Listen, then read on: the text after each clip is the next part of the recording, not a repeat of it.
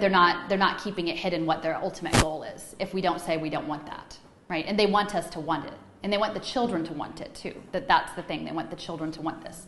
So again, if you notice, the leitmotif has been very much about hexagons, right? Hive mind, but it's also the most efficient use of space and tiling, which I think is really interesting from a gamification. The Settlers of Catan board game is hexagons, and Uber uses its hexagons to tile the world. So I'll just emphasize that Uber is not a ride-sharing company. Uber is a geofencing company, okay?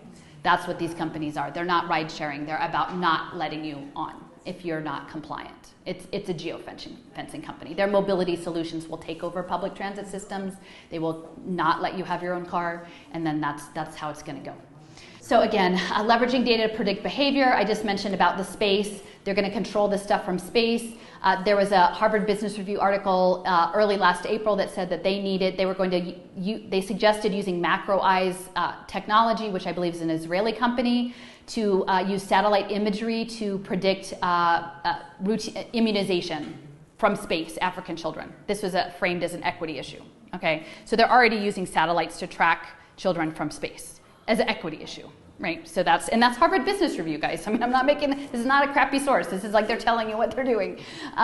So again, you guys have the ride sharing, and I would highly recommend, if you're looking for a sci-fi book, there's a book called Rainbow's End by Werner Vinge. He's a professor emeritus of UC San Diego, math and computing. He was the one who postulated the singularity.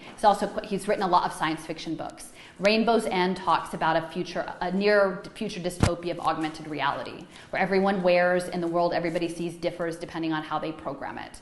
And people aren't allowed to have their own cars. All the cars are autonomous, and you have to be able to be allowed to get in them. I will say, I know there's a lot of back and forth about the U.S., China policies. I will just want to reemphasize that a lot of the credit scoring apparatus originated in the United States.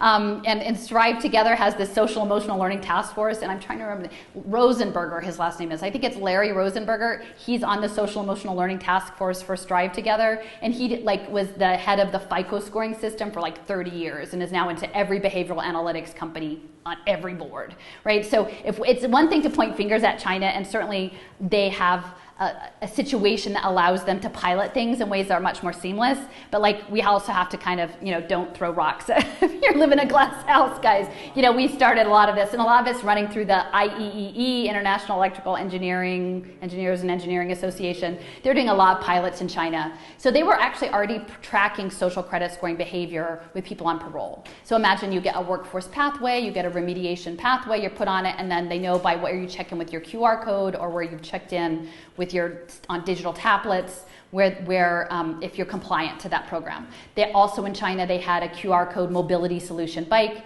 where if you didn't put your bike back in the proper place because people are dropping those scooters and bikes everywhere and littering the sidewalks, they dock you points on your credit score. So these Internet of Things systems are already happening in small ways.